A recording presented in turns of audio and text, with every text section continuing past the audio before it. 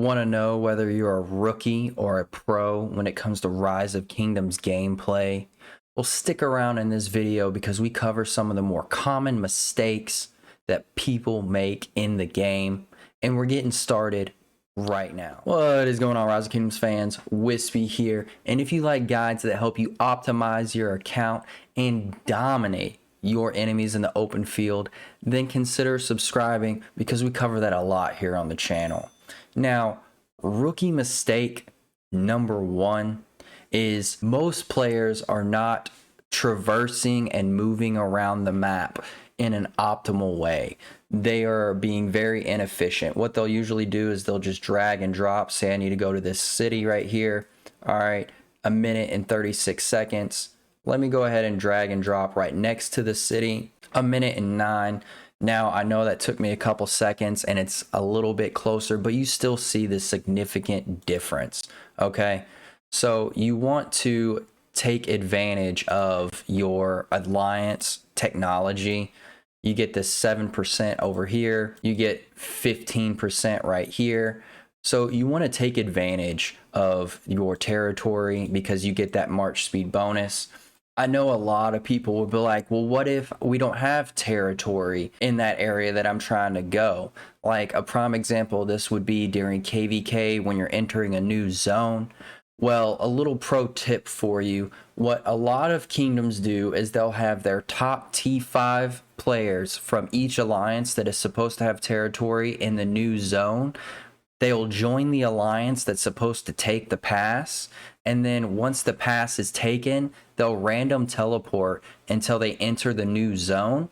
And then once they do, they'll go back to their original alliance so they can start building their fortress in the new zone. You can send your marches to their city. Player cities in your alliance, they get the benefit of counting as alliance territory, so you get that march speed from alliance technology. Another common mistake quite a few players make is they invest in commanders incorrectly. They get excited, they get a new commander, they want to level them up as quickly as possible and start using them on the battlefield. So you'll see a lot of people, they'll have like a Richard, for example, 3-4-2-2. All right, I mean, I hate to tell you, but you messed it up. You screwed up. But what you need to do is just do your research, okay? There's tons of information about new commanders or existing commanders if you're a new player and you're just getting them for the first time. Just do your research, and if you're unsure on a commander and you want me to do a breakdown on one, just let me know in the comments below. I'm always taking requests for videos and stuff like that. But just do your research. There's so much information out there because you don't want to be that guy down the line that you regret how you progressed a commander. You want to do it the right way the first time, so that way you can enjoy them as long as possible. Now, this fits into another mistake that a lot of players make, and it is know your role on the battlefield. Okay, so what kind of player do you want to be? Do you want to be Garrison? Do you want to be Rally? Do you want to be high DPS where you do a lot of damage on the open field? Or do you want to be more of a tanky support role? Now, I'll use myself as an example. I am a tank support role for my kingdom, okay? So every single march I bring to the open field is adding either a buff, a debuff, or some kind of tanky role, okay? So the reason for this is I'm expected to be on the front lines. I'm expected to draw, say we're going through a pass and there's a lot of people there to block us. I'm there to like draw them away from the pass and be tanky enough to allow my more high DPS counterparts to come in and help clean up those marches. So that is like my role. So you want to figure out what you're supposed to be doing on the battlefield, and this will make it more enjoyable when you're in the open field. The main mistake with this that I see is someone will bring 5 marches and they'll bring like 3 tanky marches. So say they'll bring like a Richard, a Charles, a Constantine, but then their other 2 marches, it'll be like a Khan with somebody and like an Edward with somebody. Well, guess what? Those 2 marches, Khan and Edward, are just going to get focused down, and then your 3 tank marches are just going to be standing there unable to help. They're just like, I don't know what you want us to do about this. Like, maybe you shouldn't be so weak. So just figure out what role you have, own it, dominate in that facet of the game. So if you're a high DPS player, then bring 5 or however many marches you can bring, and just make sure they're all high DPS. So if somebody is focusing one of them, you can punish them with your other marches. So that's what I mean by like know your role in the battlefield. And if you're unsure, just ask. Be like, hey, what are we missing? Do we need more tank support players? Do we need more high DPS players, more garrison, more rally leads?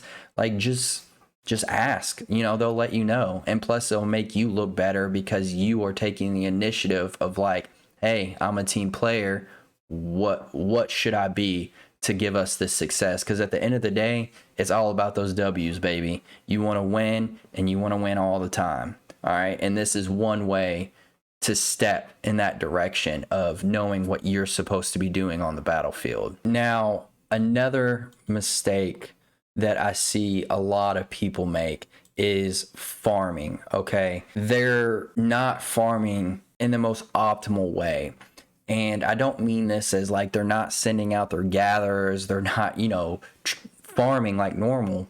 But if you don't have a farm account, at least one, you need to. You need to have at least one, okay? In my preference, if somebody were to ask me, I would say 2. You need 2 farms, okay? The reason why I say 2 is because this is more directed towards my free-to-play / low spending players, which shout out to you guys. You guys are the lifeblood of the game. But the reason for this is because you can have one of your farm accounts farm nothing but gold, especially if you're a T5 or if you're approaching T5 tech. It starts to cost a lot of gold. So you're going to need a lot of gold. So one of these farm accounts farms nothing but gold, okay? And then your second farm account can farm nothing but regular resources. Now, the reason why I say this is because it frees up your main account to farm nothing but gems, okay? You farm nothing but gems, and this way, if you are a free-to-play or low spender, you're still gathering all the resources you need on your farm accounts, and then your main account is getting the gems you need to be able to spin the wheel, do hunt for history, all those other events that cost gems. And this will make the game feel better for you. You will enjoy the game much more because you get to participate in all those events, and you don't feel like the game is more dictated for heavy spenders. You feel like you can keep up more.